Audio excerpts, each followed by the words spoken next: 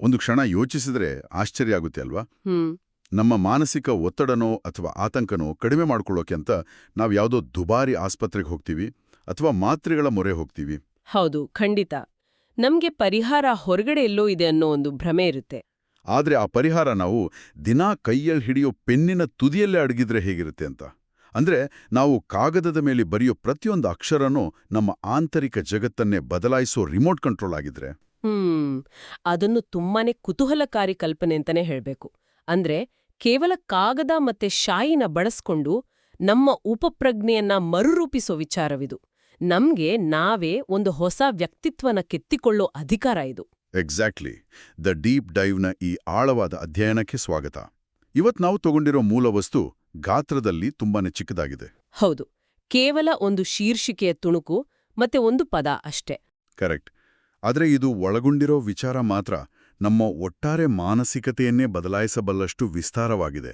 So ನಮ್ಮ ಇಂದಿನ ಮೂಲವಸ್ತು the architect of handwriting principles of graphotherapy ಅನ್ನೋ ಪುಸ್ತಕದ ಶೀರ್ಷಿಕೆ ಮತ್ತೆ ಗ್ರಾಫೋಥೆರಪಿ ಅನ್ನೋ ಮೂಲಪದ.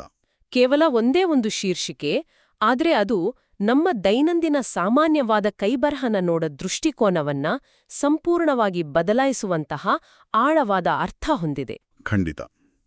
ಸೊ ಇವತ್ತಿನ ನಮ್ಮ ಈ ಅಧ್ಯಯನದ ಮುಖ್ಯ ಗುರಿ ಏನಪ್ಪಾ ಅಂದ್ರೆ ಈ ಶೀರ್ಷಿಕೆಯಲ್ಲಿ ಅಡಗಿರೋ ರಹಸ್ಯನ ಭೇದಿಸೋದು. ಗ್ರಾಫೋಥೆರಪಿ ಅಂದ್ರೆ ಏನು ಅಂತ ಗೊತ್ತಿಲ್ಲದೇ ಇರೋರಿಗೂ ಅದರ ಮೂಲಭೂತ ಪರಿಕಲ್ಪನೆನ ಪರಿಚಯಿಸೋದು. ಯಾಕಂದ್ರೆ ನಾವು ಕೈಬರಹ ಅಂದ್ರೆ ಕೇವಲ ಒಂದು ಸಂವಹನದ ಮಾಧ್ಯಮ ಅಂತ ಮಾತ್ರ ಅನ್ಕೊಂಡಿರ್ತೀವಿ ಅಲ್ವಾ? ಹೌದು, ಶಾಲೆಯಲ್ಲಿ ಕಾಪಿ ಬುಕ್ ನೋಡಿ ಕಲಿತ ಒಂದು ಅಭ್ಯಾಸ ಅಷ್ಟೇ ಅಂತ. ಆದ್ರೆ ಈ ಶೀರ್ಷಿಕೆ ನಮ್ಮನ್ನ ವಾಸ್ತುಶಿಲ್ಪಿ ಅಂತ ಕರೀತಾ ಇದೆ. ಸರಿ, ಇದನ್ನ ಸ್ವಲ್ಪ ಬಿಡಿಸಿ ನೋಡೋಣ. ವಾಸ್ತುಶಿಲ್ಪಿ ಅಥವಾ ಆರ್ಕಿಟೆಕ್ಟ್ ಅನ್ನೋ ಪದನ ಕೈಬರಹಕ್ಕೆ ಯಾಕೆ ಬಳಸಿದ್ದಾರೆ? ಇದು ನನ್ನ ತಲೆಯಲ್ಲಿ ಕುರಿತಿರೋ ಮೊದಲನೇ ಪ್ರಶ್ನೆ. ಇಲ್ಲಿ ಈ ಪದದ ಆಯ್ಕೆ ಸುಮ್ನೆ ಆಕಸ್ಮಿಕವಾಗಿ ಆಗಿಲ್ಲ. ಒಮ್ಮೆ ಯೋಚನೆ ಮಾಡಿ, ಒಬ್ಬ ಕಟ್ಟಡ ಕಟ್ಟೋ ಕಾರ್ಮಿಕನಿಗೂ ಮತ್ತೆ ವಾಸ್ತುಶಿಲ್ಪಿಗೂ ತುಂಬಾನೇ ದೊಡ್ಡ ವ್ಯತ್ಯಾಸ ಇದೆ ಅಲ್ವಾ? ಕಾರ್ಮಿಕ ಕೇವಲ ಬೇರೆಯವರು ಕೊಟ್ಟಿರೋ ನಕ್ಷೆಯಂತೆ ಇಟ್ಟಿಗೆಗಳನ್ನ ಪೇರಿಸ್ತಾನೆ. ನಿಖರವಾಗಿ.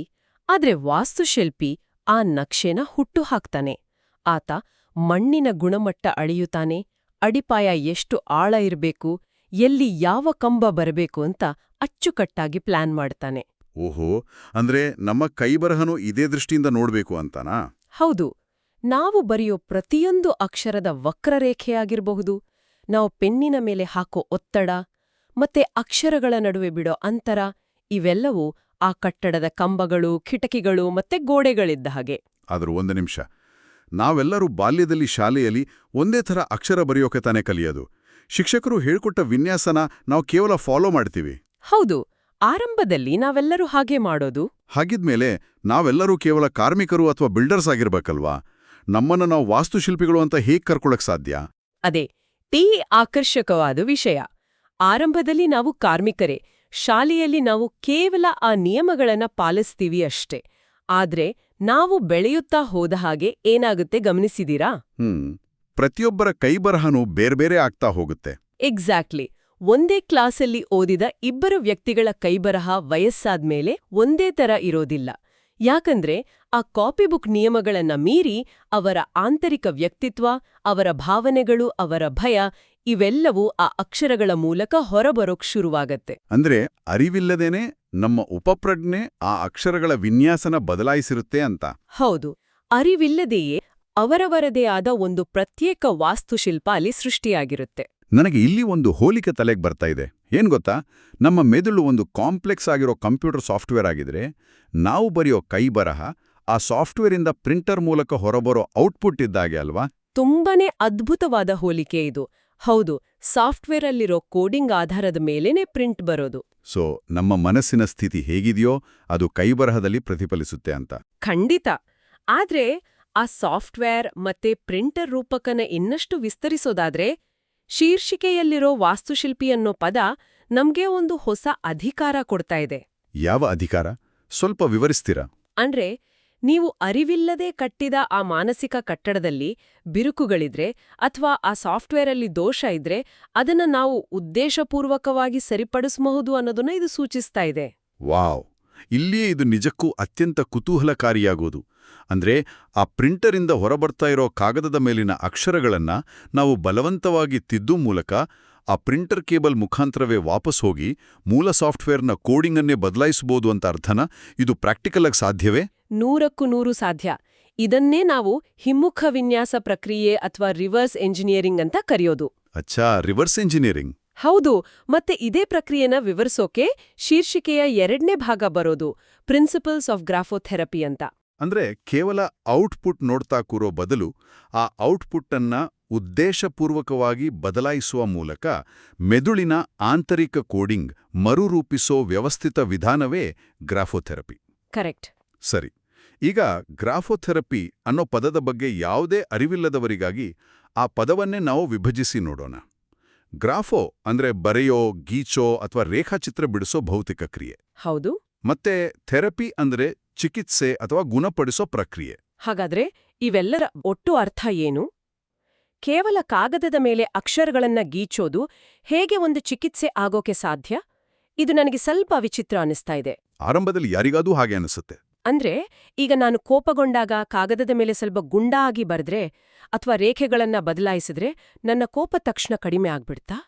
ಈ ಭೌತಿಕ ರೇಖೆಗಳಿಗೂ ನಮ್ಮ ಮನಸ್ಸಿನ ಭಾವನೆಗಳಿಗೂ ಇರೋ ಆಳವಾದ ಸಂಪರ್ಕವಾದ್ರೂ ಏನು? ಇದು ಮೇಲ್ನೋಟಕ್ಕೆ ಯಾವುದೋ ಮ್ಯಾಜಿಕ್ ತರ ಕಾಣ್ಬೋದು. ಆದ್ರೆ ಮೂಲ ವಸ್ತು ಸ್ಪಷ್ಟವಾಗಿ ತತ್ವಗಳು ಅಂತ ಉಲ್ಲೇಖ ಮಾಡಿದೆ ಅಲ್ವಾ? ಪ್ರಿನ್ಸಿಪಲ್ಸ್ ಆಫ್ ಗ್ರಾಫೋಥೆರಪಿ ಅಂತ ಇದೆ. ಹೌದು.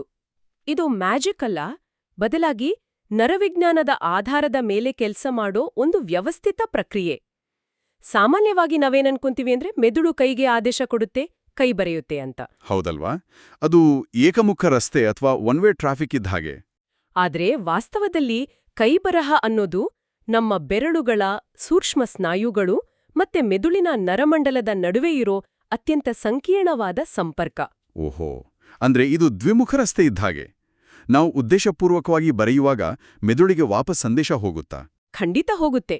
ನೀವು ಪ್ರಜ್ಞಾಪೂರ್ವಕವಾಗಿ ಒಂದು ನಿರ್ದಿಷ್ಟ ತತ್ವದ ಆಧಾರದ ಮೇಲೆ ನಿಮ್ಮ ಕೈಬರಹದ ವಿನ್ಯಾಸನ ಅಂದ್ರೆ ಅಕ್ಷರದ ವಕ್ರತೆ ಇರಬಹುದು ಅಥವಾ ಒತ್ತಡನ ಬದಲಾಯಿಸ್ತಾ ಬರ್ದಾಗ ಆ ಹೊಸ ಭೌತಿಕ ಚಲನೆ ಮೆದುಳಿನ ನರಗಳಿಗೆ ಹೊಸ ಸಂಕೇತಗಳನ್ನ ಕಳಿಸುತ್ತೆ. ಅಂದ್ರೆ ಹೊಸ ನರಗಳ ಸಂಪರ್ಕ ಶುರುವಾಗುತ್ತೆ ಅಂತ? ಹೌದು.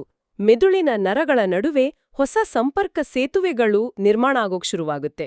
ನಮ್ಮ ಹಳೆಯ ಮಾನಸಿಕ ಅಭ್ಯಾಸಗಳ ನರಮಂಡಲದ ದಾರಿ ಮುಚ್ಚಿಹೋಗಿ ಹೊಸ ದಾರಿ ಸೃಷ್ಟಿಯಾಗುತ್ತೆ.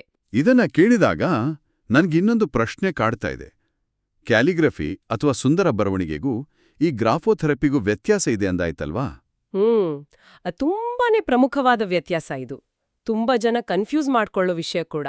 ಯಾಕಂದ್ರೆ ಸುಂದರವಾಗಿ ಬರೆಯೋದು ಅಂದ್ರೆ ಮನಸ್ಸು ಸುಂದರವಾಗಿದೆ ಅಂತ ಅರ್ಥ ಅಲ್ವಾ? ಇಲ್ಲ, ಖಂಡಿತ ಅಲ್ಲ. ಕ್ಯಾಲಿಗ್ರಫಿ ಅನ್ನೋದು ಹೊರನೋಟಕ್ಕೆ ಸುಂದರವಾಗಿ ಕಾಣುವ ಹಾಗೆ ಬಣ್ಣ ಬಳೆದಿರೋ ಗೋಡೆ ಇದ್ದ ಹಾಗೆ. ಅದೊಂದು ಕಲೆ ಅಷ್ಟೇ. ಓಹೋ, ಅಂದ್ರೆ ಸುಂದರವಾದ ಕೈಬರಹ ಇರೋ ವ್ಯಕ್ತಿಯ ಆಂತರಿಕ ವಾಸ್ತುಶಿಲ್ಪ ಅತ್ಯಂತ ದುರ್ಬಲವಾಗಿರಬಹುದಾ? ಖಂಡಿತ ಇರ್ಬೋದು. ಅವರು ಮಾನಸಿಕವಾಗಿ ಕುಗ್ಗಿ ಹೋಗಿರೋ ಸಾಧ್ಯತೆನೂ ಇರುತ್ತೆ. ಆದ್ರೆ ಗ್ರಾಫೋಥೆರಪಿ ಅನ್ನೋದು ಗೋಡೆಯ ಒಳಗಿರೋ ಬಲಿಷ್ಠವಾದ ಕಾಂಕ್ರೀಟ್ ಅಡಿಪಾಯ ಇದ್ದ ಹಾಗೆ.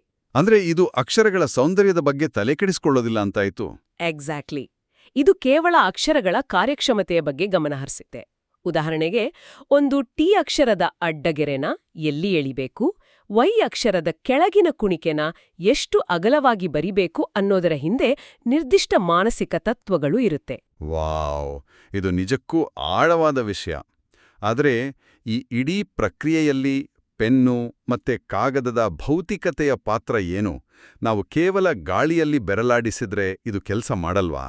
ಇಲ್ಲ, ಅದು ಖಂಡಿತ ಕೆಲಸ ಮಾಡೋದಿಲ್ಲ. ಅಥವಾ ನಮ್ಮ ಮೊಬೈಲ್ ಕೀಬೋರ್ಡ್ ಮೇಲೆ ಅದೇ ಅಕ್ಷರಗಳನ್ನ ಟೈಪ್ ಮಾಡಿದ್ರೆ ಗ್ರಾಫೋಥೆರಪಿಗೆ ಕಾಗದನೇ ಯಾಕೆ ಬೇಕು?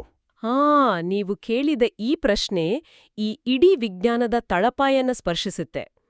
ಗಾಳಿಯಲ್ಲಿ ಬರೆಯೋದಕ್ಕೂ ಕಾಗದದ ಮೇಲೆ ಬರೆಯೋದಕ್ಕೂ ಇರೋ ಬಹುಮುಖ್ಯ ವ್ಯತ್ಯಾಸ ಅಂದ್ರೆ ಪ್ರತಿರೋಧ ಅಥವಾ ರೆಸಿಸ್ಟೆನ್ಸ್. ರೆಸಿಸ್ಟೆನ್ಸ್ ಅಂದ್ರೆ ಕಾಗದ ನಮ್ಮ ಪೆನ್ನಿಗೆ ಒಡ್ಡುವ ಅಡ್ಡಿ ಅಲ್ವಾ? ಹೌದು. ಪೆನ್ನಿನ ತುದಿ ಕಾಗದನ ಸ್ಪರ್ಶಿಸಿದಾಗ ಬರೋ ಆ ಸಣ್ಣ ಪ್ರತಿರೋಧ, ಆ ಪ್ರತಿರೋಧನ ಮೀರಿ ಬರೆಯೋಕೆ ನಮ್ಮ ಬೆರಳುಗಳ ಸ್ನಾಯುಗಳು ಹಾಕೋ ನಿಖರವಾದ ಒತ್ತಡ, ಇವೆಲ್ಲವೂ ಮೆದುಳಿನ ವಿವಿಧ ಭಾಗಗಳನ್ನ ಒಟ್ಟಿಗೆ ಎಚ್ಚರಿಸುತ್ತೆ. ಅಚ್ಚಾ, ಕೀಬೋರ್ಡಲ್ಲಿ ಟೈಪ್ ಮಾಡುವಾಗ ಇದು ಆಗೋದಿಲ್ಲ ಅಂತೀರಾ? ಖಂಡಿತ ಆಗೋದಿಲ್ಲ. ಕೀಬೋರ್ಡ್ನಲ್ಲಿ ಟೈಪ್ ಮಾಡುವಾಗ ಪ್ರತಿಯೊಂದು ಅಕ್ಷರಕ್ಕೂ ನಾವು ಒಂದೇ ರೀತಿಯ ಬಟನ್ ಒತ್ತೀರಿ ಅಲ್ವಾ? ಅಲ್ಲಿ ಯಾವುದೇ ವಿನ್ಯಾಸ ಅಥವಾ ಆರ್ಕಿಟೆಕ್ಚರ್ ಇರೋದಿಲ್ಲ. ಕರೆಕ್ಟ್. ಎಲ್ಲದಕ್ಕೂ ಒಂದೇ ತರಹದ ಮೂವ್ಮೆಂಟ್ ಇರುತ್ತೆ. ಹೌದು, ಕೀಬೋರ್ಡ್ ನಿಮ್ಗೆ ರೆಡಿಮೇಡ್ ಇಟ್ಟಿಗೆಗಳನ್ನ ಕೊಡುತ್ತೆ. ನೀವು ಕೇವಲ ಅದನ್ನ ಜೋಡಿಸ್ತೀರಾ ಅಷ್ಟೇ. ಅದ್ಭುತವಾಗಿ ವಿವರಿಸ್ತ್ರಿ. ಅಂದ್ರೆ ಕೀಬೋರ್ಡ್ ಬಳಸೋದು ಕೇವಲ ರೆಡಿಮೇಡ್ ವಸ್ತುಗಳನ್ನ ತಂದು ಮನೇಲಿ ಇಟ್ಟ ಹಾಗೆ. ಆದ್ರೆ ಕೈಬರಹದಲ್ಲಿ ಆ ಇಟ್ಟಿಗೆಗಳನ್ನ ನಾವೇ ಮಣ್ಣು ಕಲಸಿ ಆಕಾರ ಕೊಟ್ಟು ಸುಟ್ಟು ತಯಾರಿಸ್ತೀವಲ್ವಾ? ಎಕ್ಸಾಕ್ಟ್ಲಿ. ಪ್ರತಿಯೊಂದು ಅಕ್ಷರವೂ ನಮ್ಮದೇ ಆದ ವಿಶಿಷ್ಟ ಸೃಷ್ಟಿ. ಹಾಗಾಗಿ ಕೈಬರಹದ ವಿನ್ಯಾಸನ ಬದಲಾಯಿಸೋದು ಅಂದ್ರೆ ಆ ಇಟ್ಟಿಗೆಗಳ ಮೂಲ ಆಕಾರನೇ ಬದಲಾಯಿಸಿದ ಹಾಗೆ. ಅದಕ್ಕಾಗಿಯೇ ಶೀರ್ಷಿಕೆಯಲ್ಲಿ ಥೆರಪಿ ಅಥವಾ ಚಿಕಿತ್ಸೆ ಅನ್ನೋ ಪದನ ಬಳಸಿದ್ದಾರೆ ಅಂತ ನಂಗೀಗ ಅರ್ಥ ಆಗ್ತಾ ಇದೆ. ಆದ್ರೆ ಯಾವುದೇ ಚಿಕಿತ್ಸೆ ರಾತ್ರೋರಾತ್ರಿ ಕೆಲಸ ಮಾಡೋದಿಲ್ಲಲ್ವಾ? ಖಂಡಿತ ಇಲ್ಲ. ನೀವು ಒಂದು ದಿನ ಉದ್ದೇಶಪೂರ್ವಕವಾಗಿ ಅಕ್ಷರಗಳನ್ನ ಬದಲಾಯಿಸಿ ಬರ್ದ ತಕ್ಷಣ ನಿಮ್ಮ ಆತ್ಮವಿಶ್ವಾಸ ಹೆಚ್ಚಾಗ್ಬಿಡೋದಿಲ್ಲ. ಹೌದು. ವಾಸ್ತುಶಿಲ್ಪಿ ಹಳೆಯ ಕಟ್ಟಡನ ಕೆಡವಿ ಹೊಸದ್ ಕಟ್ಟುವಾಗ ಆರಂಭದಲ್ಲಿ ಆ ಜಾಗ ಸ್ವಲ್ಪ ಅಪರಿಚಿತವಾಗಿ ಕೃತಕವಾಗಿ ಕಾಣುತ್ತೆ. ಅದೇ ರೀತಿ ನೀವು ಹೊಸ ಶೈಲಿಯಲ್ಲಿ ಬರೆಯಕ್ ಶುರು ಮಾಡಿದಾಗ್ಲೂ ಅದು ಕೇವಲ ನಟನೆ ತರಾನೇ ಅನ್ನಿಸ್ಬೋದು ಅಥವಾ ಬಲವಂತದ ಹೇರಿಕೆ ಅಂತ ಅನ್ನಿಸ್ಬೋದು. ಆದ್ರೆ ಆ ಬದಲಾವಣೆನ ತತ್ವಗಳ ಆಧಾರದ ಮೇಲೆ ಪ್ರಜ್ಞಾಪೂರ್ವಕವಾಗಿ ದಿನಗಳ ಕಾಲ ಪುನರಾವರ್ತನೆ ಮಾಡಬೇಕು ಅಲ್ವಾ? ಹೌದು. ಹಾಗೆ ಪ್ರಾಕ್ಟೀಸ್ ಮಾಡಿದಾಗ ಮಾತ್ರ ಆ ಹೊಸ ನರಮಂಡಲದ ವಾಸ್ತುಶಿಲ್ಪ ಗಟ್ಟಿಯಾಗುತ್ತೆ. ಆ ನಟನೆಯೇ ಅಭ್ಯಾಸ ಆಗಿ, ಅಭ್ಯಾಸವೇ ವ್ಯಕ್ತಿತ್ವವಾಗಿ ಬದಲಾಗುತ್ತೆ. ಇದು ನಿಜಕ್ಕೂ ನಮ್ಮ ದೃಷ್ಟಿಕೋನನೇ ಸಂಪೂರ್ಣವಾಗಿ ಬದಲಾಯಿಸುವಂತಹ ವಿಷಯ.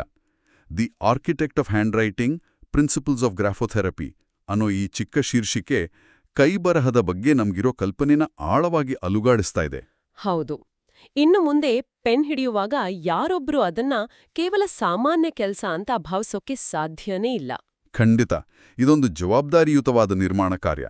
ಯಾರು ಗ್ರಾಫೋಥೆರಪಿ ಬಗ್ಗೆ ಏನೂ ತಿಳಿದಿಲ್ವೋ ಅವರಿಗೂ ಕೂಡ ತಾನು ಬರೆಯೋ ಪ್ರತಿಯೊಂದು ಅಕ್ಷರವೂ ತನ್ನದೇ ಅಸ್ತಿತ್ವದ, ತನ್ನದೇ ಉಪಪ್ರಜ್ಞೆಯ ಒಂದು ಸಣ್ಣ ಭಾಗ ಅನ್ನೋ ಅರಿವು ಮೂಡಿಸುವಲ್ಲಿ ಈ ಶೀರ್ಷಿಕೆ ಯಶಸ್ವಿಯಾಗಿದೆ. ಹೌದು. ನಮ್ಮ ಈ ಸಂವಾದದ ಪ್ರಮುಖ ಉದ್ದೇಶ ಕೂಡ ಅದೇರಾಗಿತ್ತು. ನಾವೆಲ್ಲರೂ ಯಾವುದೋ ಒಂದು ಹಂತದಲ್ಲಿ ನಮ್ಮ ಸ್ವಭಾವದ ಕೆಲವು ಅಂಶಗಳನ್ನ ಬದಲಾಯಿಸ್ಕೊಳ್ಳೋಕೆ ಬಯಸ್ತೀವಿ. ಆ ಬದಲಾವಣೆಯ ಅಧಿಕಾರ ನಮ್ಮ ಕೈಯಲ್ಲೇ ಇದೆ, ಅಕ್ಷರಶಃ ನಮ್ಮ ಬೆರಳುಗಳ ತುದಿಯಲ್ಲೇ ಇದೆ ಅನ್ನೋ ಭರವಸೆನ ಈ ತತ್ವಗಳು ನಮಗೆ ನೀಡ್ತಾ ಇದೆ. ನಿಖರವಾಗಿ. ದಿನನಿತ್ಯದ ಬದುಕಿಗೆ ಇದು ಎಷ್ಟು ಪ್ರಸ್ತುತವಾಗಿದೆ ಅನ್ನೋದನ್ನ ನಾವು ಗಮನಿಸಬೇಕು. ಬ್ಯಾಂಕಿನಲ್ಲಿ ಮಾಡೋ ಪ್ರತಿಯೊಂದು ಸಹಿ, ದಿನಚರಿಯಲ್ಲಿ ಬರೆಯೋ ಪ್ರತಿಯೊಂದು ಪದವೂ ಕೇವಲ ಕಾಗದದ ಮೇಲಿನ ಗೀಚುಬರಹ ಅಲ್ಲ. ಹೌದು, ಅದು ನಮ್ಮ ಮನಸ್ಸಿನ ಕನ್ನಡಿ. ಕೇವಲ ಕನ್ನಡಿ ಮಾತ್ರವಲ್ಲ, ಆ ಕನ್ನಡಿಯಲ್ಲಿ ಕಾಣೋ ಬಿಂಬನ ಬದಲಾಯಿಸೋ ರಿಮೋಟ್ ಕಂಟ್ರೋಲ್ ಕೂಡ ನಮ್ಮ ಕೈಯಲ್ಲೇ ಇದೆ. ಪ್ರತಿಯೊಬ್ಬರೂ ತಮ್ಮ ಕೈಬರಹದ ಬಗ್ಗೆ ಗಮನ ಹರಿಸೋದು ಯಾಕೆ ಮುಖ್ಯ ಅನ್ನೋದನ್ನ ಇದು ಸ್ಪಷ್ಟಪಡಿಸುತ್ತೆ.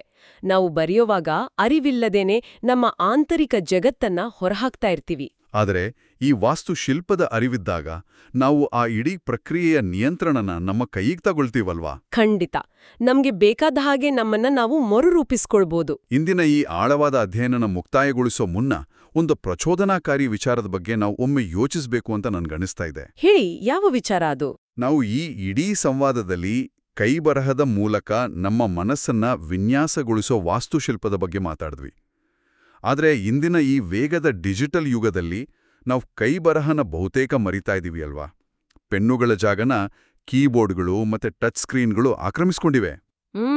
ಹೌದು. ಇದು ಆತಂಕಕಾರಿ ಬೆಳವಣಿಗೆ. ಸೊ ಒಂದು ವೇಳೆ ನಾವು ಬರೆಯೋದನ್ನೇ ಸಂಪೂರ್ಣವಾಗಿ ನಿಲ್ಲಿಸಿದ್ರೆ, ಗ್ರಾಫೋಥೆರಪಿದ ತತ್ವಗಳ ಪ್ರಕಾರ ನಾವು ನಮ್ದೇ ಮನಸ್ಸನ್ನ ವಿನ್ಯಾಸಗೊಳಿಸೋ ಆ ಅದ್ಭುತ ವಾಸ್ತುಶಿಲ್ಪಿನ ಕೌಶಲ್ಯನ ಶಾಶ್ವತವಾಗಿ ಕಳ್ಕೊಳ್ತಾ ಇದೀವಾ? ಇದೊಂದು ಬಹಳ ಆಳವಾದ ಮತ್ತೆ ನಮ್ಮನ್ನ ಎಚ್ಚರಿಸುವಂತ ಪ್ರಶ್ನೆ. ಹೌದು. ಯಾವುದೇ ಸ್ಪರ್ಶದ ಪ್ರತಿರೋಧನೆ ಇಲ್ಲದ ನುಣುಪಾದ ಗಾಜಿನ ಪರದೆಗಳ ಮೇಲೆ ಕೇವಲ ಬೆರಳುಗಳನ್ನ ಆಡಿಸ್ತಾ ಇರೋ ನಮ್ಮ ಮುಂದಿನ ಪೀಳಿಗೆ ತಮ್ಮ ಆಂತರಿಕ ಜಗತ್ತನ್ನ ತಾವೇ ಕಟ್ಕೊಳ್ಳೋ ಆ ನೈಜ ವಾಸ್ತುಶಿಲ್ಪಿನ ಕಳ್ಕೊಳ್ತಾ ಇದ್ದಾರಾ?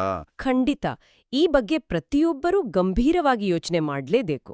ನೆನಪಿಸ್ಕೊಳ್ಳೋಣ, ನಾವು ಏನನ್ನು ನಿರ್ಮಿಸ್ತಿದ್ದೇವೆ ಅನ್ನೋ ಅರಿವು ಸದಾ ನಮ್ಮೊಂದಿಗೆ ಇರಲಿ.